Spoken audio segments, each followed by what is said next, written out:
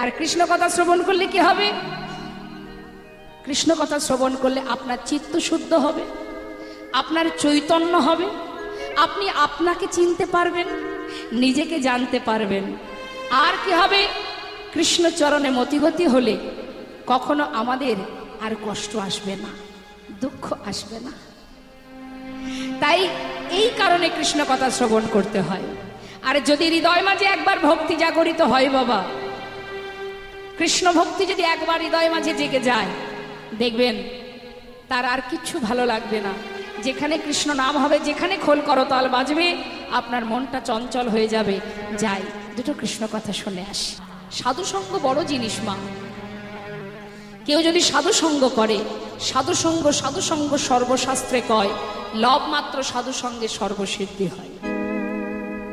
যদি তুমি সাধুসঙ্গ করতে পারো, সাধুসঙ্গের অনেক বড় কৃপা আছে, অনেক বড় ফল আছে।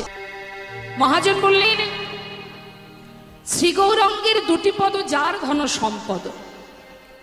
অর্থাৎ বাবা, শুধুমাত্র আমার নিজের সম্পদ সেটাই, যে সম্পদ, যেখানে আমার ঘর, যেটা আমার ঠিকানা, সেটা কোনটি না? শ্রী গৌরাঙ্গের দুটি পদ, যার ধন সম্পদ।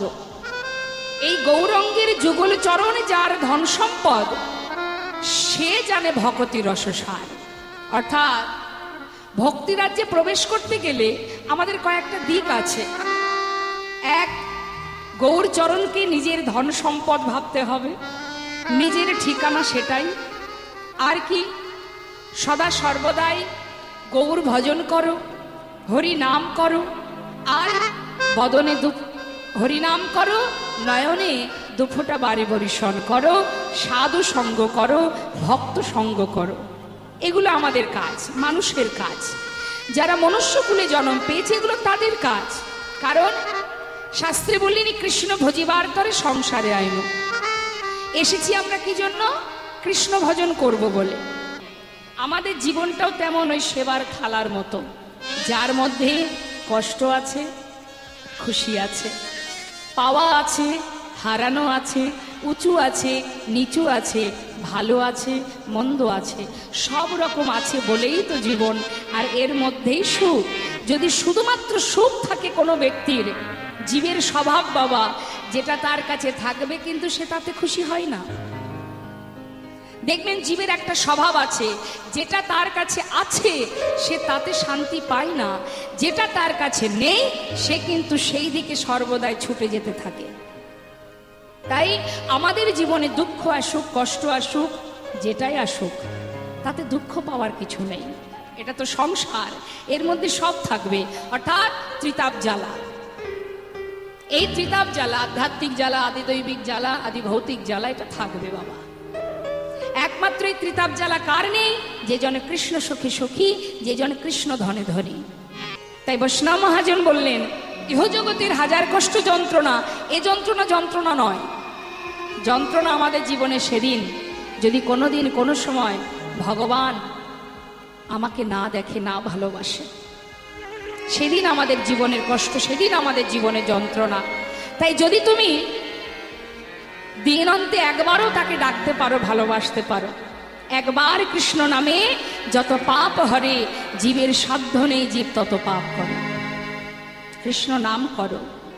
রাম ভক্ত তুলসীদাস কলম দিলেন, তুম কাহা সে আয়ে হো আর যাওগি কাহা, ইতনা দিল বিচার লো বাস হো গয়া ভজন। একবার ভাবো, একবার চিন্তা করো যে তুমি এসেছিলে যখন, কোথা থেকে এসেছো, আবার যখন চলে যাবে কোথায় যাবে। বৈষ্ণব মহাজন বললেন, শ্রী গৌরাঙ্গে দুটি পদ, ও গজার ধন সম্পদ, সে জানে ভক্তি রস ও গো, সেই জনে সেই জানে, সেই তো জানে গো, সেই তো জানে গো, সেই তো জানে গো, সেই তো জানে গো,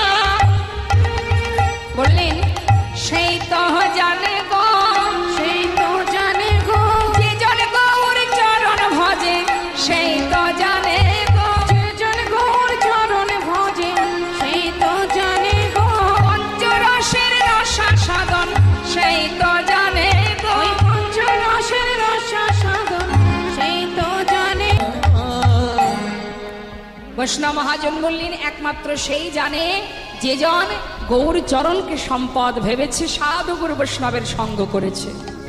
আর আমাদের আরেকটি কাজ কি? হরিনাম বদনে উচ্চারণ করো বা শ্রবণ করো। শ্রবণ করলে মঙ্গল। যদি যার বাকশক্তি নেই, যদি সে গাইতে না পারে, নাম করতে না পারে, তাতেও দুঃখ নেই মা। যে গাইতে পারে সেটা আলাদা বিষয়। যদি কেউ গাইতে না পারে, সে যদি শোনে, তাতেও মঙ্গল। শাস্ত্রে বললেন শ্রবণং মঙ্গলম, শুনলেও তার ক্রিয়া আছে। যদি কেউ শ্রবণ করে তার ফল আছে। বৈষ্ণব মহাজন বললেন যে জন গুরুচরণ স্মরণ করে বদনে শ্রবণে কৃষ্ণ নাম শ্রবণ করে, তার অন্ধকার দূরীভূত হয়। কোন অন্ধকার? অজ্ঞানতার অন্ধকার। অজ্ঞানতার অন্ধকার মানে আমরা কিন্তু সবাই জ্ঞান শূন্য হয়ে আছি। প্রকৃত যে জ্ঞান সেটা আমাদের মধ্যে নেই মা। প্রকৃত জ্ঞান যদি আমাদের মধ্যে থাকতো, তাহলে একে অপরের সঙ্গে আমরা হানাহানি করতাম না, মারামারি করতাম না। আমরা জ্ঞান শূন্য হয়ে সকলে অজ্ঞানতার অন্ধকারেই ডুবে আছি। আর এই জ্ঞানের আলো প্রকাশ করেন কে? জ্ঞানের আলো দেখান কে? একমাত্র এই ভাগবত কথা, লীলা কথা, হরিনামামৃত সুধা। যদি কৃষ্ণ নাম কেউ শ্রবণ করে, তার অন্ধকার দূরীভূত হয়ে আলোর প্রকাশ পায়। ভক্ত সঙ্গ, সাধু সঙ্গ যদি কেউ করতে পারে, তার অচৈতন্য দেহের চৈতন্য হয়। এটা শাস্ত্রের কথা, এটা হচ্ছে শ্রবণের গুণ। আর যদি কেউ হরিনাম গায়, মহাজন বললেন তাতেও মঙ্গল। বৈষ্ণব মহাজন বললেন সময় করিয়া পত্রী ধরিয়া যে বা চলে দ্রুত গতি, সময়ের শেষে অনায়াসে সে যেন চলে যায় আপন বাসতে। বৈষ্ণব মহাজন আরো বললেন আমার আমার করো বুঝিতে না পারো, আমাতে কি আছে রতনে, কোন শক্তি বলে বেড়াই চলি, বলে কিসের অভাবে হয় দেহ পতন। দেহের মাঝে আছে প্রাণের সঞ্চার, তাহাতেই বলি আমার আমার, প্রাণ গেলে হবে সবাকার, সব নেশারি সকল।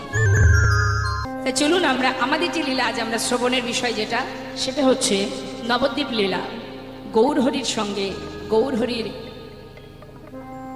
ভক্ত, কিন্তু সেই ভক্ত গৌরহরি কৃপায় তিনি নবদ্বীপ থেকে বৃন্দাবনে গিয়ে তিনি কৃষ্ণ কৃপা লাভ করেছিলেন। তা সেই ভক্তের কথা আমরা শুনবো মা। দেখুন, ভক্তের কথা শ্রবণ করলে আমাদের লাভটা কি?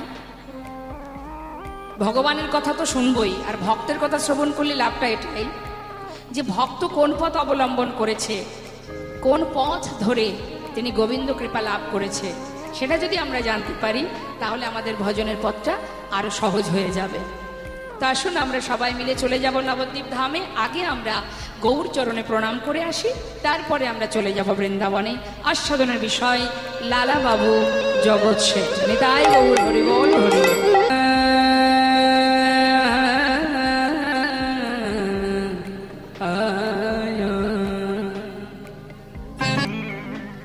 শ্রী গৌরাঙ্গের দুটি পাদ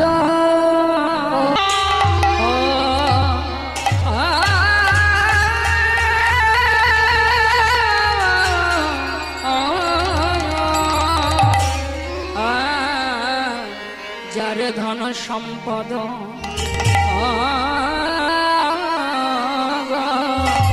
আহা মরি মরি যাই রে ভাবে বলি হরি। আরে শিগো রঙ্গে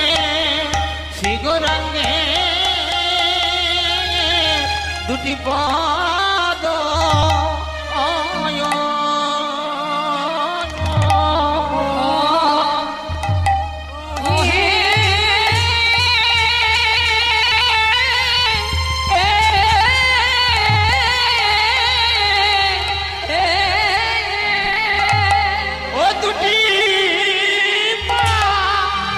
দেখো যাই